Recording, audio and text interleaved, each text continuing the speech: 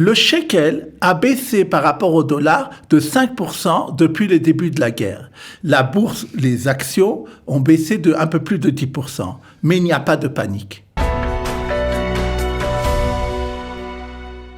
Et aujourd'hui, nous accueillons Daniel Guggenheim, docteur en économie, qui va nous éclairer, en tout cas, sur la situation économique, bien sûr, sur plein de sujets qui nous intéressent, les importations, les taux d'intérêt, la Banque d'Israël, bref, on a beaucoup de choses à voir avec lui. Daniel Guggenheim, bonjour et merci d'être là. Bonjour.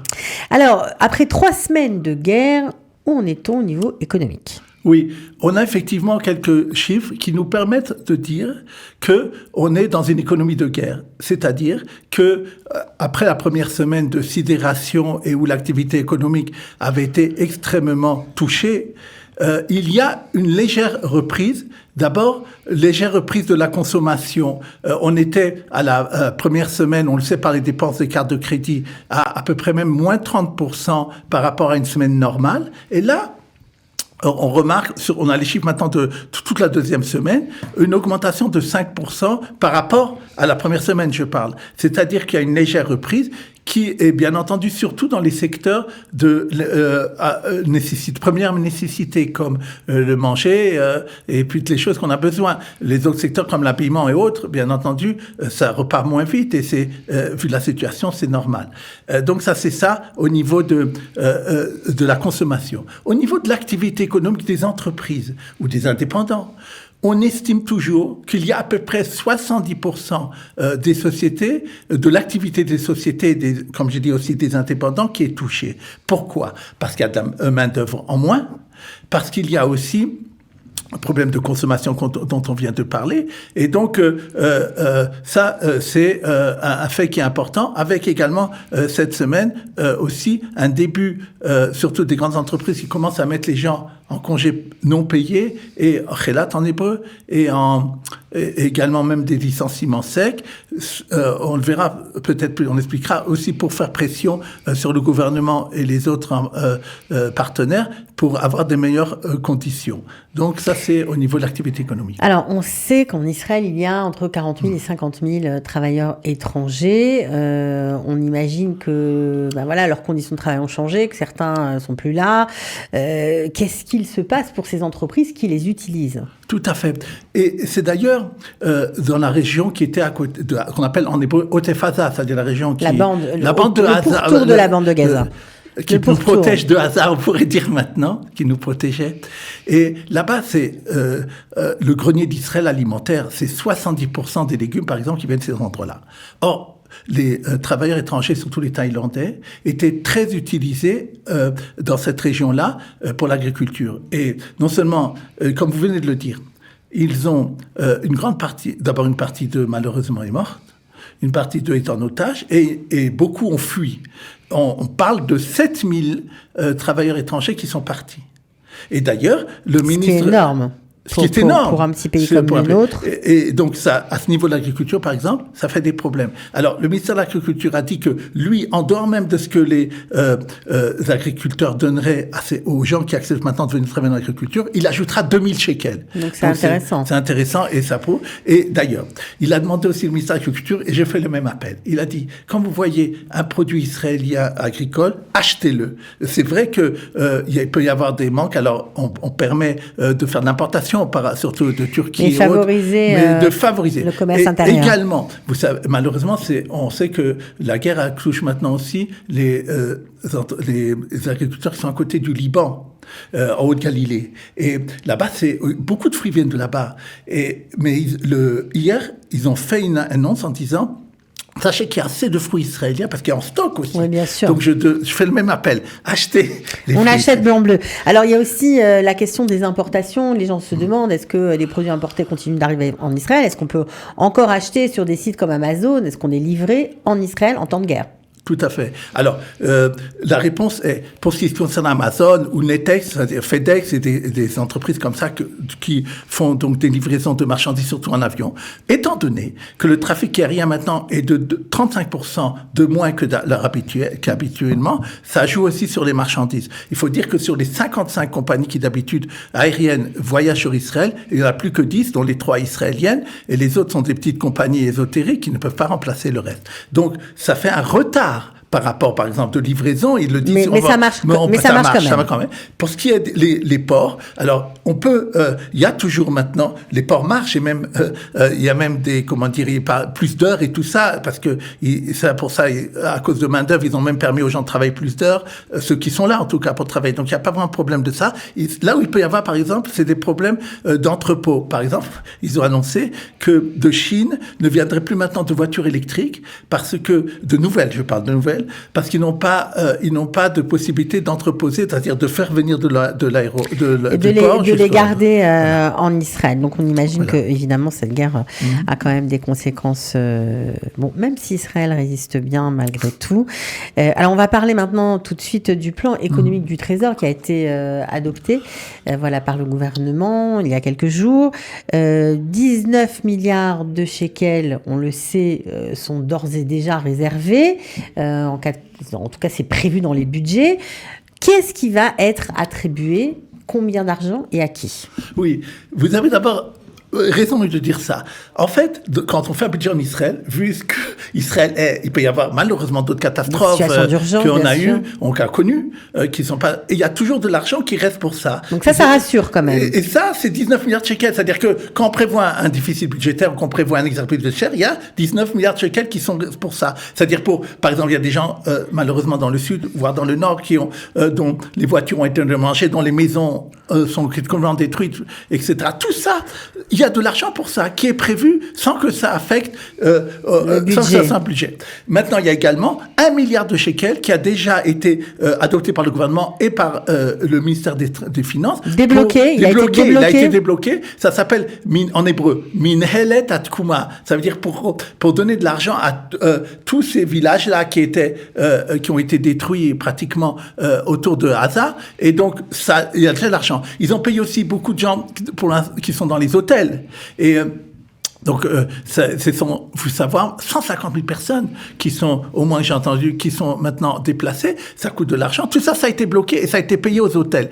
Maintenant, il est évident que les partenaires sociaux, les entreprises, les syndicats et le ministère de l'économie également, trouvent que c'est pas suffisant. Et à mon avis, ça ne s'arrêtera pas à ce qu'on voit maintenant. C'est leur rôle aussi de faire ça et ils ont raison de dire, qu'il y a un problème et que ils veulent que le gouvernement débloque plus d'argent. Et c'est ce qui, à mon avis, se fera. Donc, ça se fera. Donc, pour tous ceux qui s'angoissent, pour les dédommagements, pour le salaire des Miloïmnikim, tout ça est prévu. Donc, pas de panique. Ça va se débloquer au fur et à mesure. Le salaire des Miloïmnikim, vous avez dit le mot, ils vont être payés. Pas à la fin. Les réservistes vont être payés immédiatement à la fin du mois, pas à la fin d'une mission comme d'habitude. Et également, pour tous les gens ici qui reçoivent ce qu'on appelle Manak Avoda, prime de travail, ça a été avancé de 2 mois. Vérifiez bien si vous l'avez reçu. Tous les gens qui ont déjà reçu Manak Avoda doivent déjà l'avoir reçu. Donc ça, c'est important. Alors, on continue avec la Banque d'Israël qui a annoncé, on attendait cette nouvelle, que le taux d'intérêt resterait inchangé. Donc, pas d'augmentation, pas de diminution. Ça veut dire quoi pour l'économie? Oui. Au début, les économistes avaient pensé, vu la situation de guerre, que la Banque d'Israël ferait un effort à ce sujet et baisserait même fortement les taux d'intérêt, surtout que l'inflation du mois dernier, on en avait parlé, n'avait pas été forte.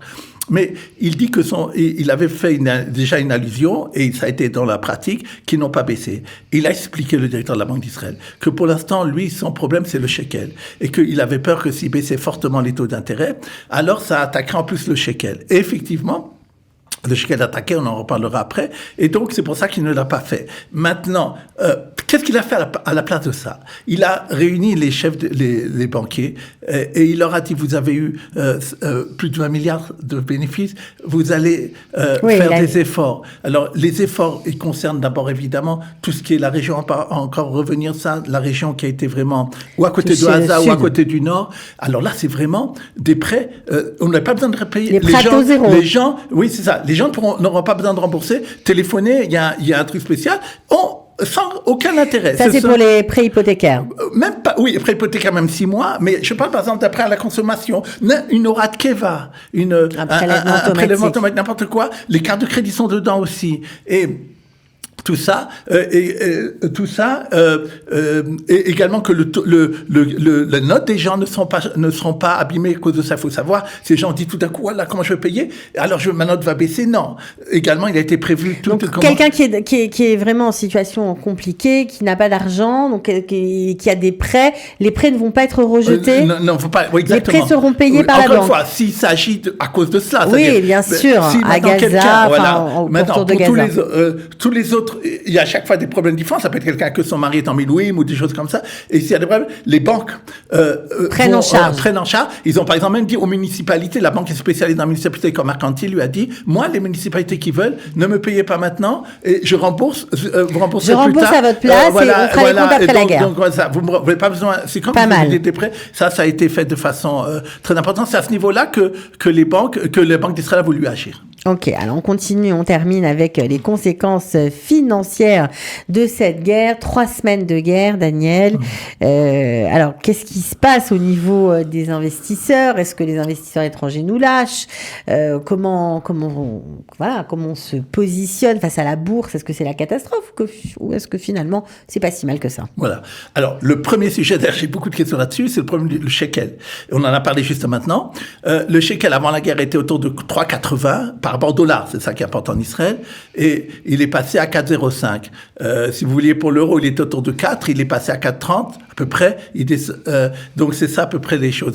Vous m'avez dit en hôtel, les retraités français sont contents. Ah bah ça c'est sûr, puisque forcément leur retraite a augmenté. Et ça c'est plutôt sympa pour eux. Tout à fait. Alors, justement, la Banque d'Israël avait dit au début du conflit, je prends 30 milliards de dollars, j'ai une réserve de 200. Sachez 200 000 $, oui. Bien sûr, ils ont acheté énormément de dollars. Ils avaient énormément dans à les l'époque. Caisses. Ça pas de problème. Je vais prendre 30 milliards de dollars et je vais soutenir le shekel parce que j'ai peur que si le shekel baisse trop, ça va faire de l'inflation. Puis c'est connu, puisque ça fait augmenter les prix d'importation, etc.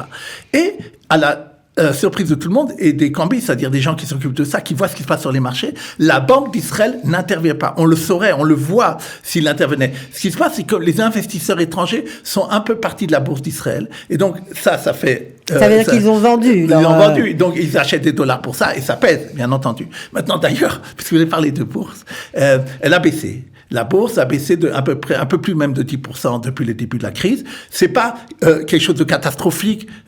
C'est sur un temps court, c'est vrai, c'est une très très grande baisse. Mais par exemple, si on voit sur l'Europe, j'ai vu la France, la bourse de Paris a baissé également de 10%. Elle, depuis avril jusqu'à maintenant, ça veut dire que les marchés financiers de toute façon vont pas tellement bien en ce moment. Mais ce qui se passe, c'est comme les étrangers vendent, il y a quand même ici les grands investisseurs institutionnels qu'on appelle ceux qui gèrent vos retraites, les grands compagnies d'assurance, etc., qui achètent maintenant de la marchandise à très bon marché. Et d'ailleurs, c'est intéressant de voir, les actions sont, oui, très touchées, comme je l'ai dit.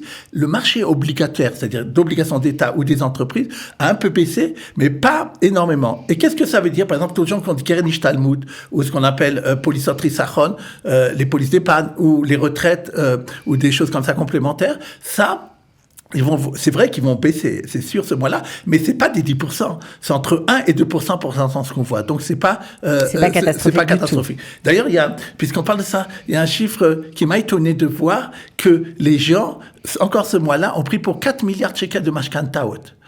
On était à 6 milliards, ils ont pris pour 4 milliards de shekels de mashkantaot. C'est-à-dire qu'il y a encore de l'argent. Il y a encore un peu de. Voilà. Bon, on peut dire que c'était peut-être des tractations. Oui, c'est-à-dire gens qui achètent des appartements, mais qui ont dit, voilà, je vais quand même acheter. Ils auraient pu annuler leur achat. Ils n'ont pas fait ça. Non, mais le peuple juif est plein d'espoir dans l'avenir. Une dernière bonne nouvelle, je peux encore donner une bonne nouvelle. C'est qu'il y a une entreprise de cyber israélienne qui s'appelle Island, qui cette semaine, pas à la bourse, mais en tant qu'investisseur privé, il y a des entreprises qui se financent par des investisseurs privés. A fait appel du monde à ces entier, investisseurs, oui. Et a réussi à récolter 100 millions de dollars pour une valeur de 1,5 milliard de dollars. Comme quoi, il n'y a pas encore vraiment de défiance dans le monde sur la haute technologie d'Israël, qui était ces derniers mois le locomotive d'Israël. Bon, merci pour cette bonne nouvelle. Pour conclure, on se retrouve bien évidemment la semaine prochaine. Merci.